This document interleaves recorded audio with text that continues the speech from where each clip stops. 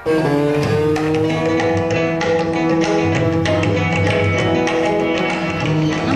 Bangalore. Namaskaram, Karnataka, Bangalore. You are watching CJ.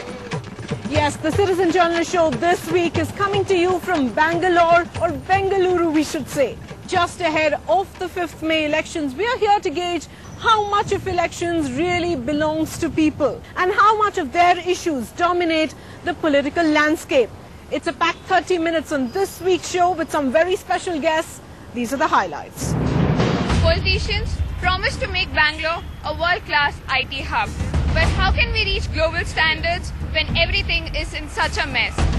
We're going to enlarge the scope of this debate and see how we can put the citizen at the center of any political discourse. We would like to go to every constituency and publicly share what the elected leader has promised to do in that constituency. Why do we have potholes on the road? Is the engineer not accountable? Why is the water contaminated? Is the water supply board not accountable? Why do we have sewerage flowing on the streets? First on the Citizen Journalist Show, our relentless reportage from this very city, where 3 citizens have come forward to expose cases of alleged medical negligence in different hospitals. They've all demanded accountability. You've heard of Parikshit Dalal, Munay Raju, and this week Fatima B is exposing how her newborn baby was allegedly bathed in hot scalding water, resulting in death.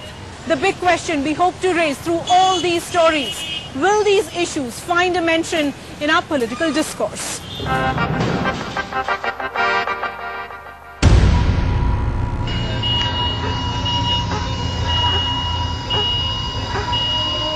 Fatima B can probably never forget that morning of that October back in 2010. What should have been a short hospital stay turned out to be her worst nightmare after she lost her newborn son there. Her baby, Mohammad Rifai, a little over 2 months, was admitted to Kasturba Hospital in Manipal after he was found to be discharging sodium and potassium in his urine. ಬೆಳಗಿನ ಜಾವ 5 ಗಂಟೆಗೆ ಇಬ್ರು staff ನರ್ಸ್ಗಳಾದ Sangeetha. 2 nurses, Seema and Sangeeta, came at 5 in the morning to give my son a bath. I was sent to weigh my son's urine pad. Minutes after Fatima B was sent away, her baby's cries brought her rushing back, only to find Rifai burnt completely below his waist. While I was away, the 2 nurses had put the baby in boiling water. Dr. Sujit George, who was present at the hospital, refused to give first aid as he said my baby was not his patient.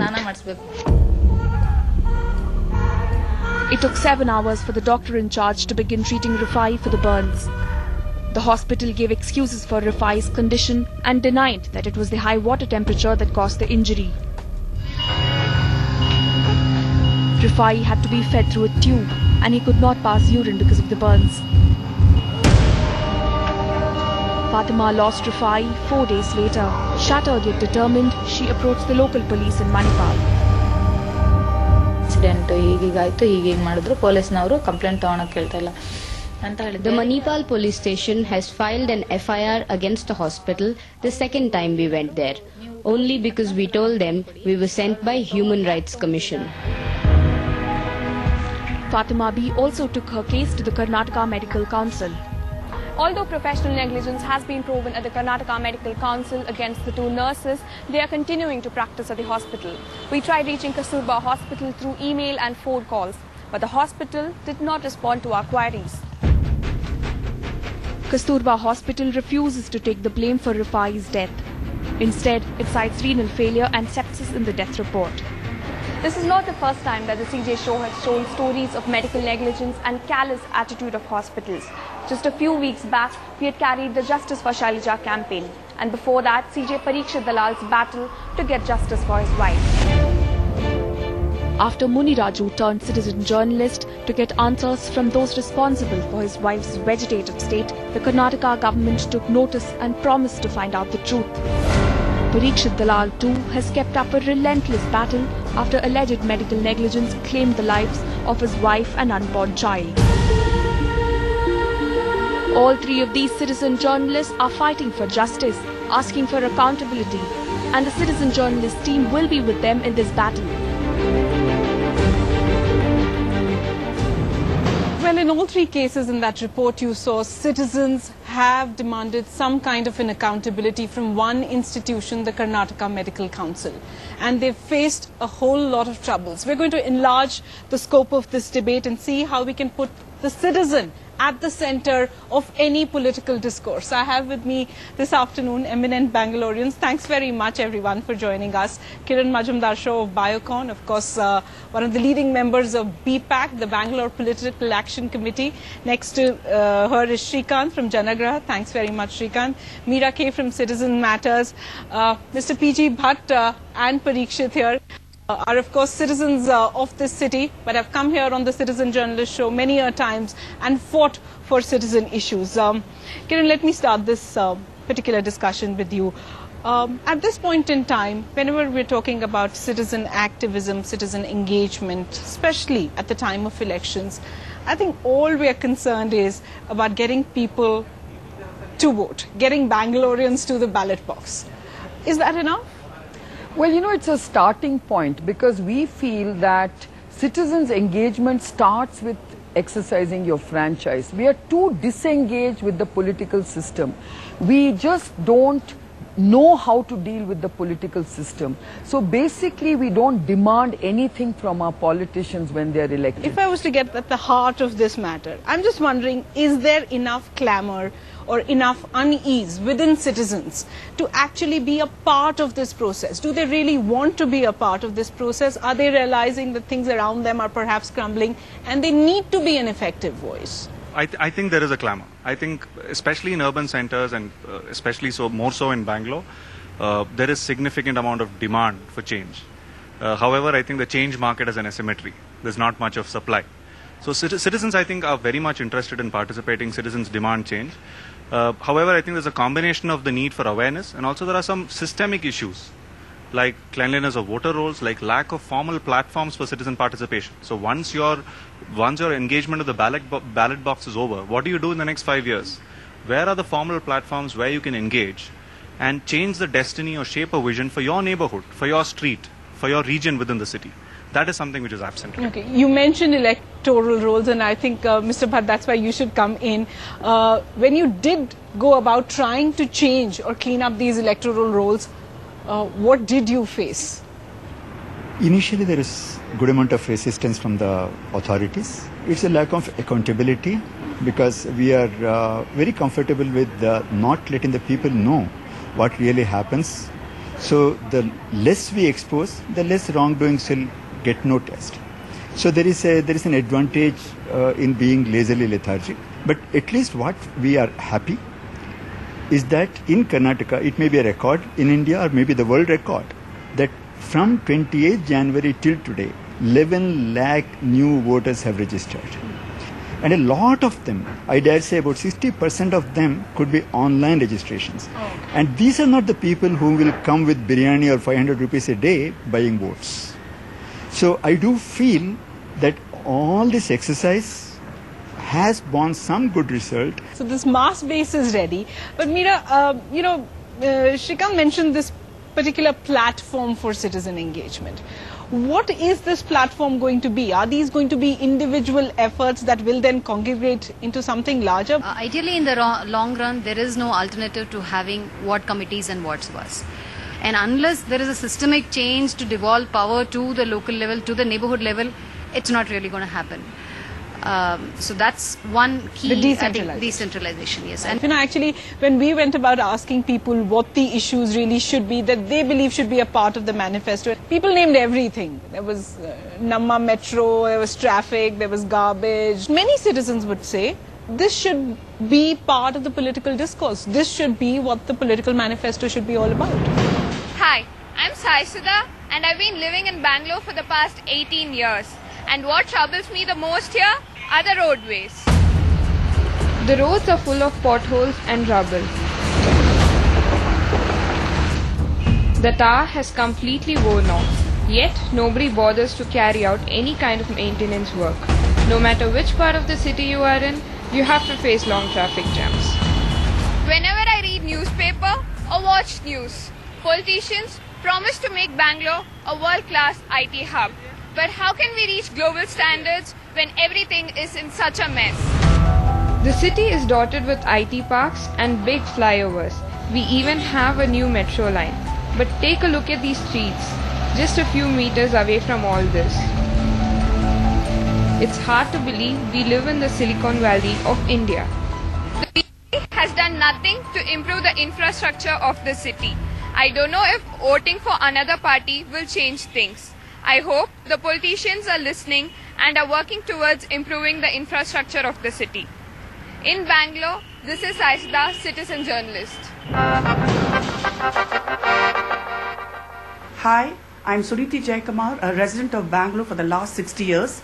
Every summer we prepare ourselves for a water crisis. The city draws nearly 1410 million litres a day, of which 35% is lost in leakage. The area I live in has no water supply from the Kaveri river. We have to rely on the borewell in our area. This borewell was dug in 2001, but during summer it totally gets dried up. So we are forced to call in tankers for the water supply of our apartments. Each of us spend about 12,000 per annum for the water supply. Even drinking water is in short supply. And I'm not alone. Across the city, nearly 30% of the borewells have dried up. Rural Bangalore and areas like Yelahanka and Begu have faced acute shortage in the last 2 months. It's time the government wakes up to our problems. It's time the government brings in a change. This election season, let's vote for a party that will hear us out and change things for the better. In Bangalore, I'm CJ Suniti.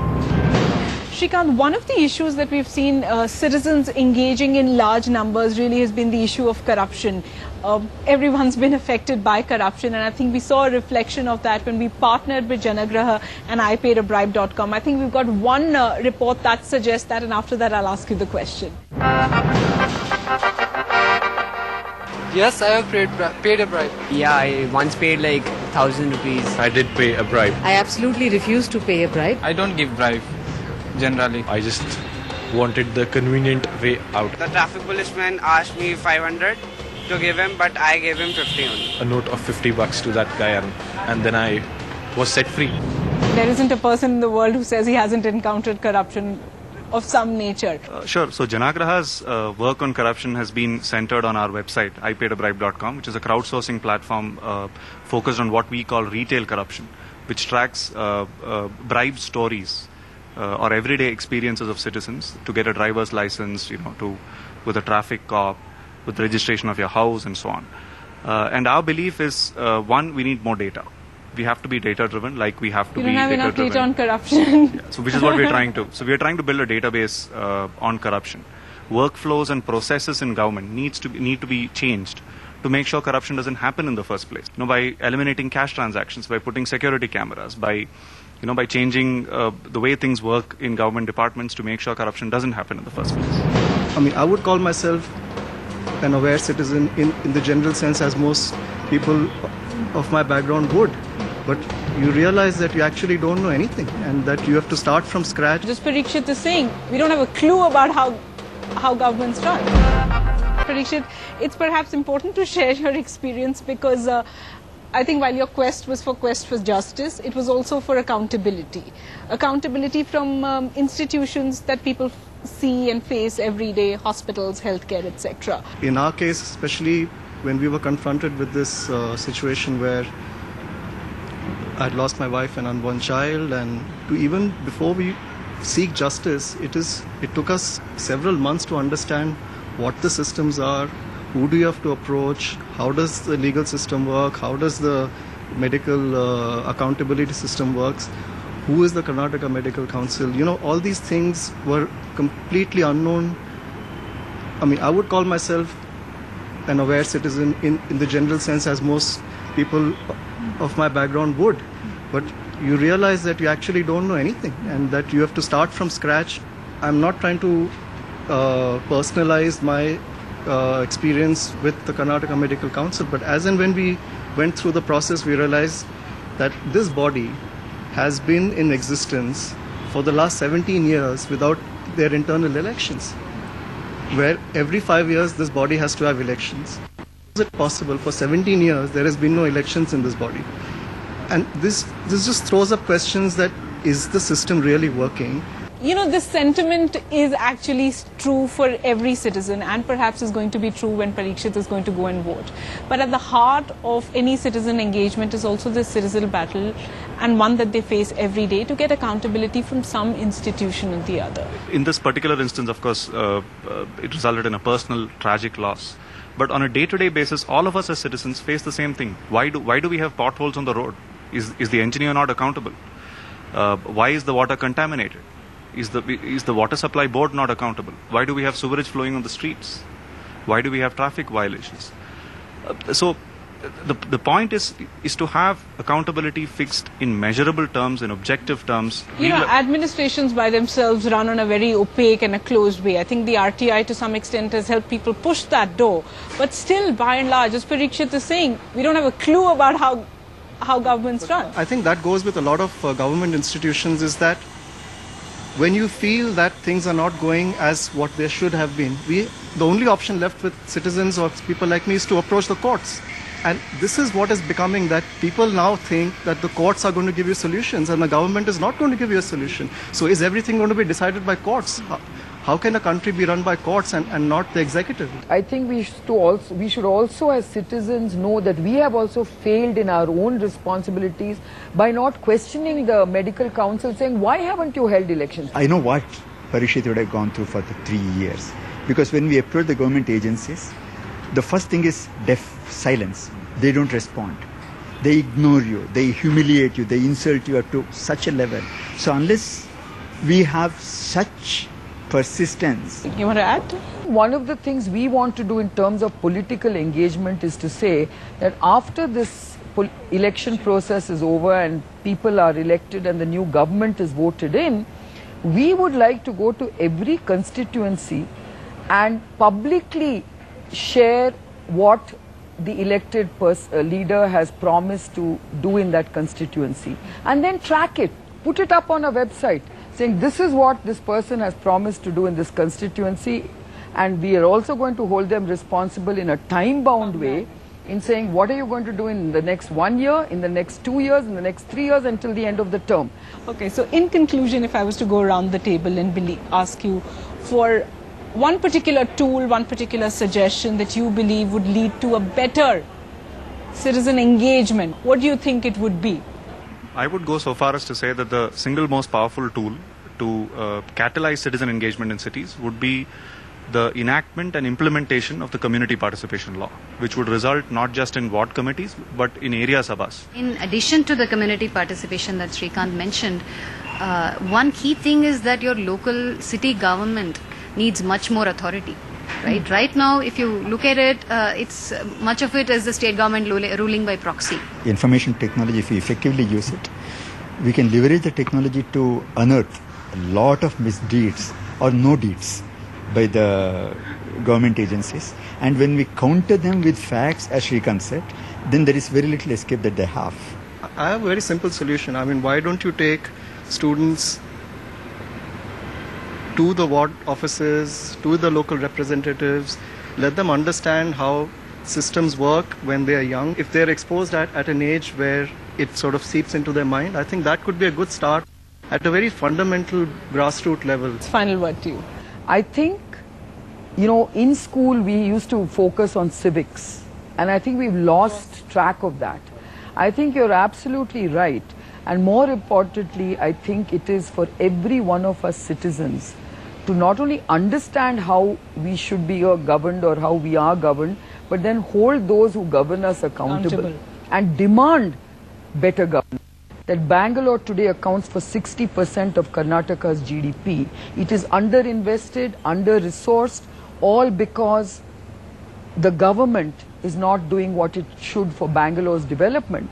And if Bangalore chokes, Karnataka will die. Fair enough. I think not quite the most optimistic note, but thanks very much everyone for joining us. So the idea remains how to get the citizen to play his role in God's work. That's all we could pack in on this edition of the Citizen Journalist Show. Do write in to us what you thought about it, the ideas that came up. Remember, Facebook, Twitter, plus ibncj.com. As always, we love to hear from you. From the entire team here in Bengaluru, thanks for watching.